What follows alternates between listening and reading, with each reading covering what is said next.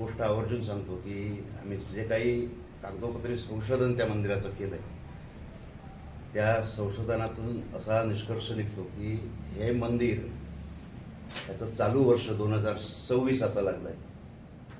हे 567वं वर्ष आहे स्थापनेचं. इतकं पुरातन मंदिर कणकवलीपासून एक अर्धा किलोमीटरवर असणाऱ्या आशियासारख्या छोट्याशा गावामध्ये आहे. या मंदिराचा जीर्णोद्धार 2016 साली झाला. 23 फेब्रुवारी 2016 रोजी त्याचं कलशारोहण झालं. मोठा दिमागात त्यावेळी 5 दिवसाचा कार्यक्रम झाला होता. आणि म्हणजे वर्धापन दिन प्रतिवर्षी होतो, परंतु 5व्या वर्षी होणारा वर्धापन दिन थोडासा मोठ्या स्वरूपाचा करावा असं आमचं सगळं मंडळाचं नियोजन होतं.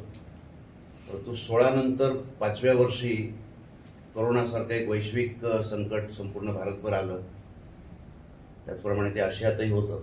त्यामुळे 5व्या वर्षीचा असा काही मोठा कार्यक्रम करणं शक्य झालं नाही. त्यामुळे आता 10व्या वर्षी हा कार्यक्रम जो आम्ही आयोजित केलेला आहे, त्याच्या पाठीमागे उद्देश असा आहे की आम्ही गेली 4 वर्ष प्रतिवर्षी वर्धापन दिनाला रुद्रस्वाहाकार करतच असतो. आणि त्या 5व्या वर्षाची सांगता करत असताना हा अतिरुद्र स्वाहाकार अशा प्रकारचा एक महायज्ञ या ठिकाणी होतोय.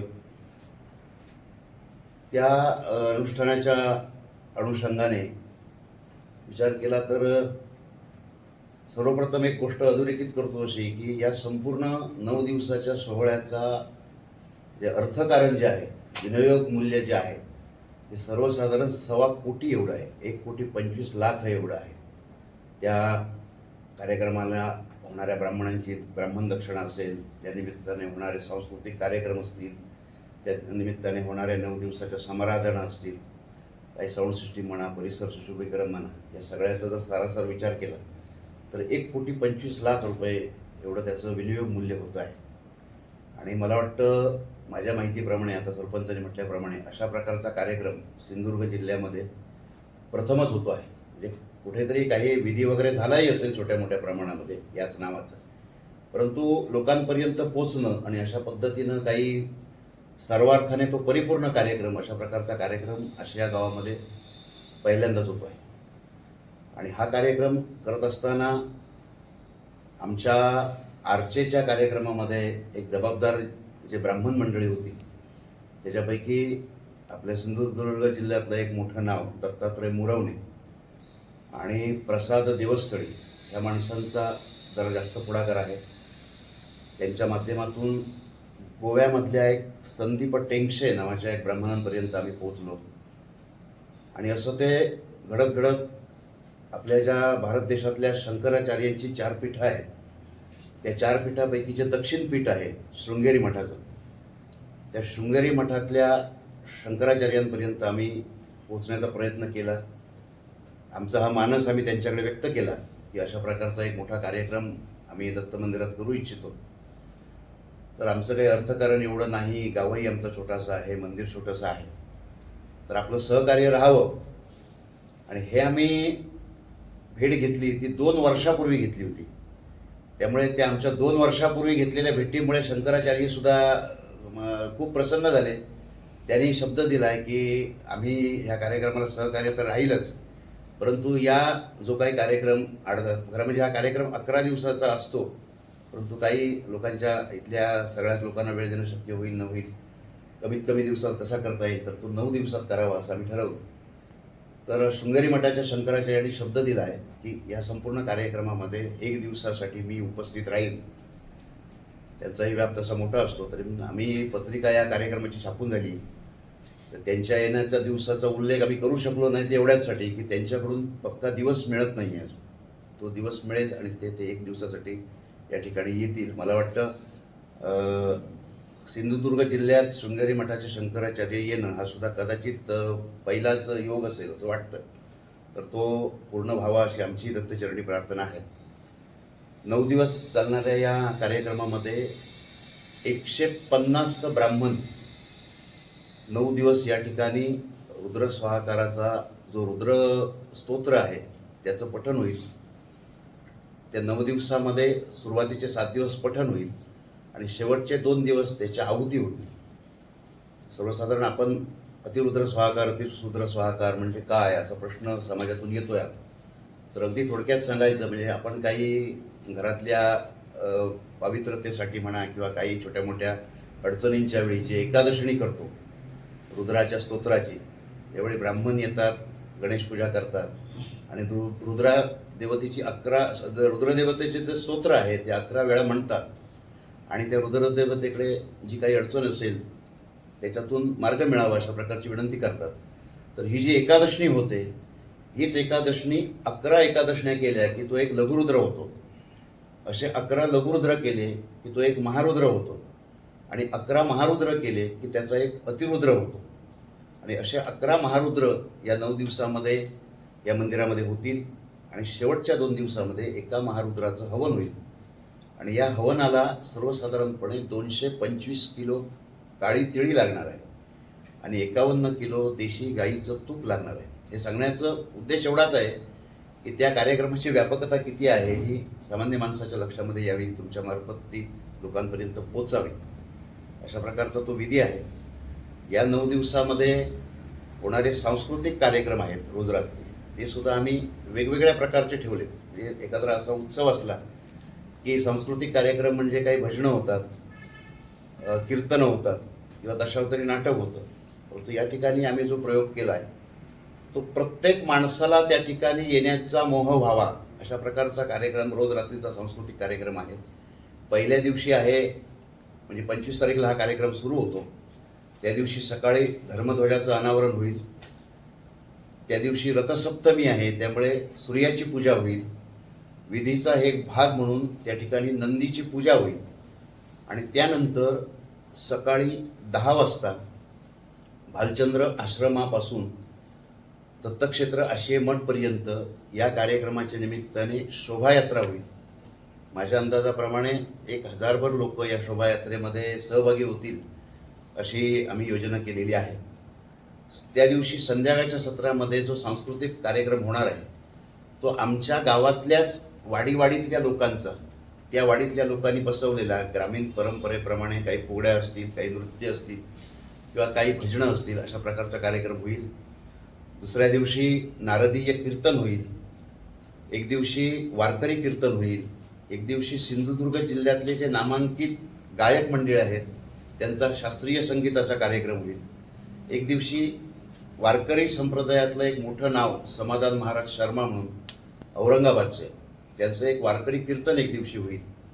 एक दिवशी जनसामान्य माणसात प्रिय असलेला कोकणची सगळ्यात मोठी लोककला जी आहे तो दशावतार, हा संयुक्त दशावतार म्हणून प्रत्येक कंपनीतल्या त्या कंपनीतला एक उत्तम राजा, उत्तम विलन, उत्तम नारद, उत्तम स्त्री पार्ट अशा लोकांचा अशा प्रकारचा एक संयुक्त दशावतार होईल. आणखी एक दिवशी डबलबारी आहे, सगळ्यांच्या आवडीचा विषय असल्यामुळे एक भजनाचा कार्यक्रम म्हणून तो डबलबारीचा कार्यक्रम होईल. आणि थोडासा वेगळेपणा म्हणून जो सहसा धार्मिक उत्सवांमध्ये होत नाही अशा प्रकारचा एक दिवस काव्य संमेलनाचा कार्यक्रम सुद्धा आम्ही त्या ठिकाणी ठेवला आहे.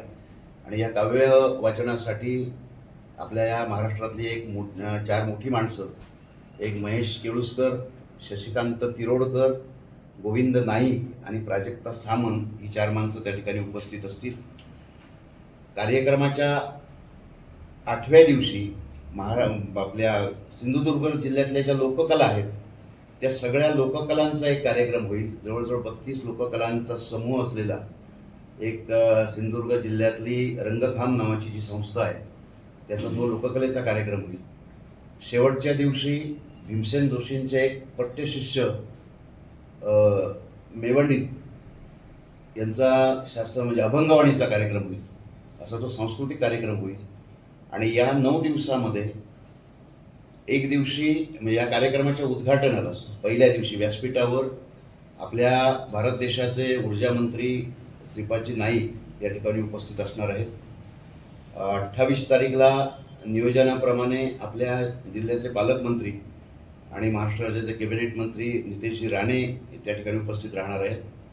त्याचप्रमाणे या कार्यक्रमासाठी 28 तारीखलाच गोवा राज्याचे मुख्यमंत्री डॉक्टर प्रमोदजी सावंत हे या ठिकाणी उपस्थित राहणार आहेत। या कार्यक्रमाच्या निमित्तानं वेगवेगळ्या काही गोष्टी आम्ही त्या ठिकाणी सादर करतोय। त्याच्यातली एक विशेष गोष्ट म्हणजे हा अतिरुद्र स्वाहाकार आहे। त्या अतिरुद्र स्वाहाकाराच्या निमित्तानं भारत देशामध्ये जी शंकराची मोठी स्थानं आहेत, 12 ज्योतिर्लिंग म्हणून ज्यांचा उल्लेख केला जातो, या 12 ज्योतिर्लिंगांच्या ठिकाणी जाऊन आम्ही त्या मंदिराच्या समोरची एक पोसाभर माती आणि तिथलं 1 लिटरभर पाणी, त्या देवतेला जे स्नानासाठी वापरलं जातं ते 1 लिटरभर पाणी, असं संपूर्ण 12 ज्योतिर्लिंगाची ही पाणी आणि माती आम्ही संकलित केलेली आहे। त्या 12 ज्योतिर्लिंगांच्या दारातली माती आणि तिथल्या पाण्यांपासून बनवलेली एक शिवपिंडी या ठिकाणी आम्ही स्थापित करणार आहोत। म्हणजे भाद्रपद महिन्यामध्ये गणपतीची जशी प्राणप्रतिष्ठापना होते त्याप्रमाणे कार्यक्रमाच्या पहिल्या दिवशी या शिवपिंडीची प्राणप्रतिष्ठापना होईल आणि इथे येणाऱ्या प्रत्येक माणसाला औषधात्मक 12 ज्योतिर्लिंगाचं दर्शन व्हावं अशी आमची भावना त्यामागे आहे। तो एक विशेष कार्यक्रम या ठिकाणी होईल। त्याचप्रमाणे दुसरा आणि एक आम्ही कार्यक्रम या ठिकाणी ठेवला आहे, तो म्हणजे आम्ही नेपाळमधून 1100 रुद्राक्ष मागवलेत आणि हे ह्या ज्या विधीची जी मुख्य देवता आहे रुद्रदेवता, त्याचं जर रूपक आम्ही शिवपिंडी त्या ठिकाणी ठेवणार आहोत। ती ज्या परातीमध्ये किंवा ज्या कुठल्या भांड्यामध्ये ती शिवपिंडी असेल त्या शिवपिंडीच्या बाजूला हे 1100 रुद्राक्ष राहतील आणि त्याच्यावर 9 दिवस अखंड अभिषेक होईल आणि या चालणाऱ्या 9 दिवसातल्या महारुद्रांची आवर्तनं त्याच्यावर होतील आणि असा अभिमंत्रित झालेला हा जो रुद्राक्ष आहे तो 2 तारीखला दुपारी मुख्य आहुती झाल्यानंतर तो 1 रुद्राक्ष याचं आम्ही अभिमंत्रित मूल्य म्हणून 1100 रुपये आम्ही त्याचे घ्यायचे ठरवले। खरं म्हणजे हे 1100 रुपये खूप कमी आहेत असं काही लोकांकडून प्रतिक्रिया येत आहेत, कारण दत्तात्रयांच्या प्रांगणामध्ये अशा 9 दिवस होणारा अभिषेक आणि 12 महारुद्रांचं त्याच्यावर होणारं अभिमंत्रितपण असं हे सिद्धता मूल्य खूपच कमी, सामान्य माणसाला तो घेता यावा असा आमचा त्याच्यामागचा उद्देश आहे।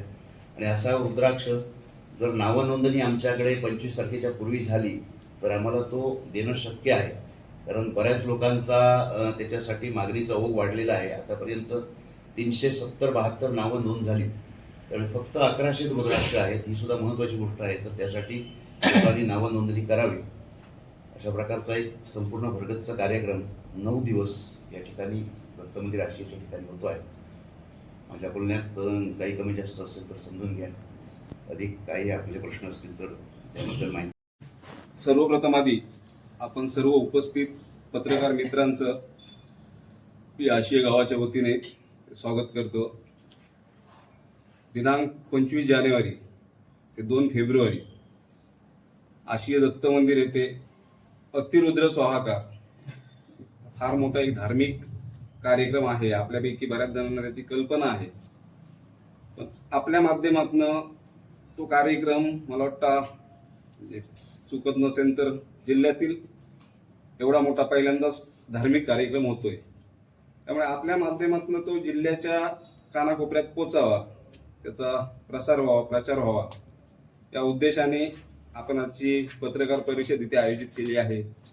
आपण सर्वजण उपस्थित राहिलात, पुन्हा एकदा आपल्या सर्वांचं स्वागत करतो आणि त्या कार्यक्रमाची रूपरेषा कशी असेल, कार्यक्रम कसा असेल याबद्दल सन्माननीय विलास कानडकर आपल्याशी बोलतील।